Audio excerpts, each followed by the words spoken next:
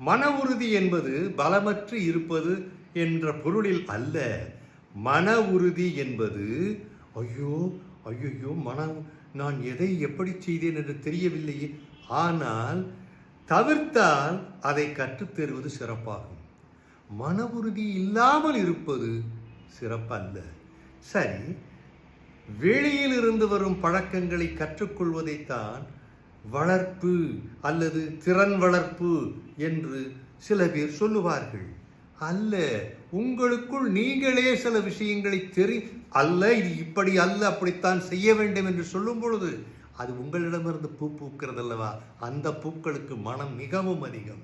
வெளியில் இருந்து வரும் சவால்களை எதிர்கொள்வது பயத்தை வழி அனுப்பி வைக்கும். ஏனென்றால் உங்களிடமிருந்து மலர்ந்திருக்கும் மலர்களும் வெளியிலிருந்து வருவதும் சேரும் பொழுது அது மிகவும் சக்தி வாய்ந்ததாக மாறுவதற்கான வாய்ப்புகள் கூடுதல். தனித்திரு, 1 மணி நேரமாவது எந்த சவால்களையும் எதிர்கொள்ளாது தனித்திரு. இடைச்செருகள் இல்லாமல் விழித்திரு. மற்றவர்கள் வெற்றியை கொண்டாடு. மற்றவர்களின் வெற்றியை பாராட்டும் முகமாக அல்லது அந்த பக்குவத்தை வளர்த்து கொள்ளுவது மிகவும் சிறப்பானது. உடல் நலத்திற்கு முக்கியத்துவம் அளிப்பதுதான் சிறப்பு. உடல் சக்தி மன ஆர்த்தெழுத்தலை தூண்டும். ரெசிலியேஷன், எஸ், மாற்றம் வரவேற்கப்பட வேண்டிய ஒன்று.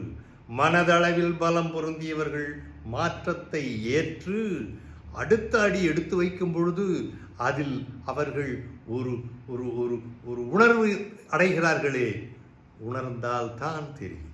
உணர்ந்து பாருங்களேன் ஒரு முறை.